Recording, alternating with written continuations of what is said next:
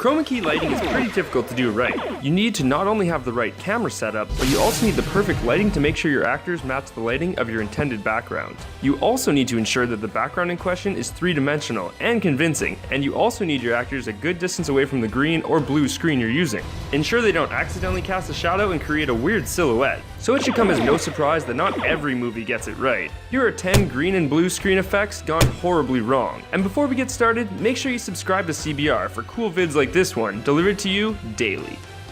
Star Wars prequels. The whole list could have probably been filled with specific moments from Star Wars. We've decided to limit the list to just one entry. When George Lucas made the prequels, he insisted on pushing what technology could do in order to get his vision across. The downside was that filming nearly every scene in the movie on a chroma key screen, and including masses of visual effects in every shot that wasn't on one, led to a very rubbery, artificial world at best, and made the characters look like they were standing in front of a 2D picture at worst. From the arena battle of Attack of the Clones to the 4-hour-long battle on the lava planet of Mustafa, precisely nothing looks like it's actually there, not even the actors. Thankfully, the more recent Star Wars films haven't abused chroma key quite as much. The Adventures of Shark Boy and Lava Girl in 3D. Robert Rodriguez is the man behind Sin City, a film which, along with the other Frank Miller comic movie 300, is a lesson in how to do green screen and digital effects right. He's also the man behind Shark Boy and Lava Girl, which is wrong in pretty much every capacity. More or less, the entire film is layered with CG shots gone wrong. The worst of all, though, is the green screens that the movie uses throughout its entire runtime. Not one of them looks remotely real, and worst of all is that it doesn't really even match the monstrous CG creations cooked up for the film. That, coupled with some cringefully delivered lines of dialogue, and all that bad special effects, made for a less than great movie. Spy Kids 3D, game over. No, we're not done picking on Robert Rodriguez. Before making Shark Boy and Lava Girl, he tried his hand at 3D with the third Spy Kids movie, to a very similar effect. While any of the Spy Kids movies could have been used in place of this, we don't think that there's much worse than a 3D movie with some of the flattest keyed-in backgrounds we've ever seen. While later, better movies like Avatar would use 3D and depth to the world and would use green screens to tremendous effect, early movies like Spy Kids not only don't hold up, but were poor at the time too. It's important to note that Robert Rodriguez was using blue screens to great effect in other movies, but for some reason the Spy Kids movies fell very, very short. Labyrinth. Rather than using giant marionettes in this movie a la Toho movies, Labyrinth decided the best way to make the puppets dance was to have them operated by men fully covered in black on a black background. While the puppets dancing themselves don't look bad, after all this technique is used in theater all the time, what looks simply horrendous is the appalling backdrop they're dancing on. It neither looks like the puppets are standing on it, nor does it look like the actress is standing on it. For a movie with great visual and fantastic practical effects, this is one attempt at chroma keying that was just unbelievably awful.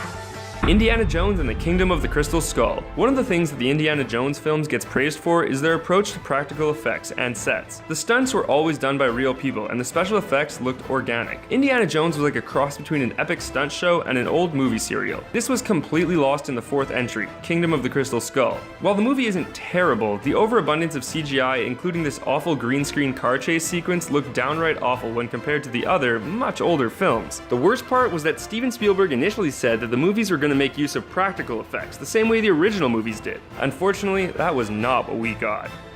Jupiter Ascending. Perhaps the only thing scarier than the Wachowskis' ability to direct Academy Award-winning actor Eddie Redmayne to the worst performance of his career are the ever-present, but never quite convincing, green screen backgrounds in Jupiter Ascending. Jupiter Ascending uses the Phantom Menace approach to chroma key, which is that as much as possible should be CG'd in post. While the Wachowskis have been known for their use of CGI techniques such as bullet time that inspired a wave of action movies, Jupiter Ascending unfortunately is less groundbreaking and more regressive. For a movie that features the gold-bearded Channing Tatum soaring through the air, it would really help if the audience believed that the sky was actually there.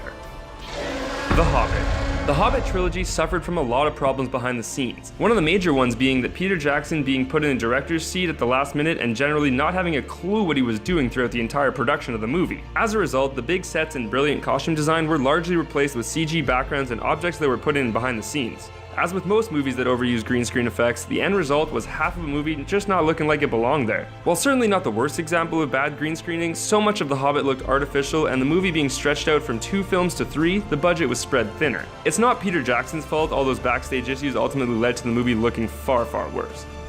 Star Trek Insurrection. Insurrection is one of the many Star Trek films. The grand finale of the film was originally going to utilize a blue screen, however they were unable to get the desired effect. So rather than actually attempting to do anything new with the set, they just left the blue screen up. As a result, we get to see Picard, Worf, and crew fighting bad guys on a spaceship primed with a chroma key. Not only is this incredibly noticeable, it doesn't look right on camera. There's no reason for the blue to be there, and rather than being a mistake that was easily covered, it sticks out like a sore thumb. Batman v Superman: Dawn of Justice. We could have taken most of the shots from this movie as a pretty good example. At some point, superhero movies decided that the city wasn't exactly important unless it was being destroyed. Batman v Superman is plagued with obviously CGI'd cities in the background, with nearly all important action shots being filmed on green screen. Judging by the behind-the-scenes footage of Justice League, that doesn't look like it'll be changing anytime soon. So it looks like we're going to be seeing a lot more Batman walking through obviously computer-generated landscapes. With that said, it's not the worst use of chroma key on this list, and it's certainly nowhere near as bad as the Green Lantern. Making use of a lot of blue screens and a fully CG costume is the god-awful Green Lantern movie. Not only were they keyed in backgrounds roughly the same quality as an early era PS3 cutscene, but the suit itself that was also keyed in was similarly awful. Rather than looking like the Green Lantern was floating above a video game background, it instead looked like Ryan Reynolds' severed head was floating around the movie, only just looking like it was attached to the costume. While movies like Batman v Superman and The Hobbit had poorly integrated CG, it can't even compare to the Green Lantern's special effects, which were so bad they were even mocked by Ryan Reynolds' later superhero movie and actual success, Deadpool. Please don't make the super suit green or animated.